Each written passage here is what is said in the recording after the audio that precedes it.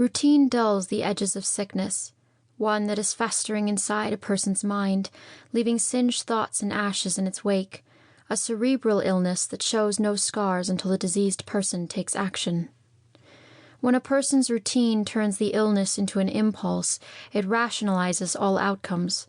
The simple task of picking off crumbs from the table and placing them into the palm of a young woman's hand becomes a meager way of staying sane amongst the senselessness. Lifting up an antique tablecloth, shaking out memories of childhood, a woman makes the illness leave, but it will not go. Routine only dulls the ache, it only softens the pain. Sophia Weber brushed the crumbs and dust and memories from off herself, her modest dress rippling gently below her small knees. Heading toward the drawer of kitchen utensils that had lost their shine long before she was born, Sophia picked up 3 spoons, forks, and knives. She believed that to set the table was a matter of form and efficiency, a dance with only one dancer. The speck of sunlight rising above the horizon this morning was more absorbed than reflected by the tarnished utensils Sophia held in her thin hand. One by one the utensils thudded against the wooden table that was designed to seat a happy family to their first meal of the day. There was 1 spoon for mother, father, and daughter, 1 fork for mother, father, and daughter, 1 knife for mother, father, and daughter. Sophia then poured boiling water over unsuspecting tea bags, watching them blow up and fill themselves with tea dust. Bubbles circulated within the water and obscured the transparent liquid, and Sophia had to close her eyes in order to avoid drowning in it. Everything was already dark enough in her life. The steam rose from each mug. All 3 mugs were appropriately sized for their respective members of the tribe. Sophia watched the swirls forming and disappearing in the air, wishing, hoping, and pleading to be one of those wisps.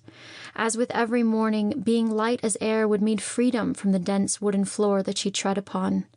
She turned sharply on her heel, scolding herself for such whimsical nothings as she reached up to the highest cupboard to grab the napkins. The family's napkins were made of silk and never anything less. Her mother flaunted her belongings, though always putting on a show for no one.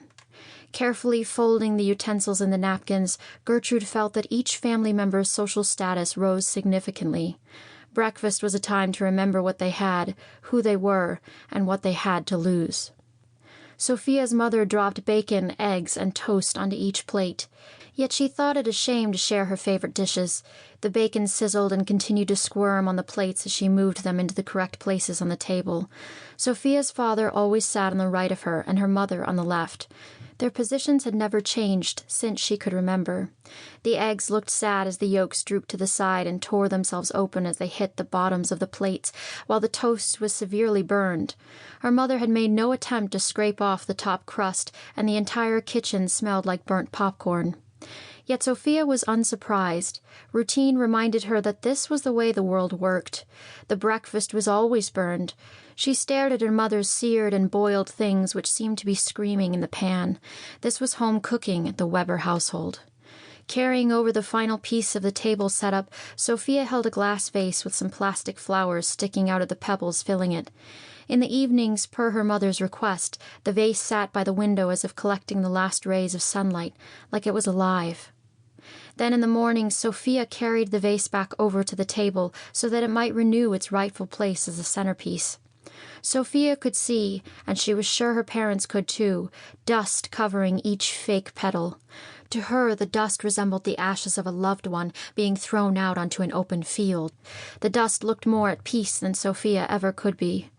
Envy took hold of her heart, and she desired to smash the plastic thing to pieces. If she could not live peacefully in this house, then nobody could. Sophia could not handle seeing peace and contentedness in such a place. Peaceful behavior was foreign inside the shuttered windows and barred doors. Anything attempting to make a start in life would not survive until the end of the day, because either Sophia or her mother would be sure to promptly end its peace. Communication between each family member was nearly all through silent actions. Sophia more often felt her mother's glares before she heard her commands. Her father was never one to talk much anyway, so this method of communicating through mime must have felt normal to him.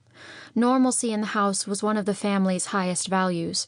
To look normal to external eyes was all Sophia's mother desired. Routine was a way to lock in the expectations.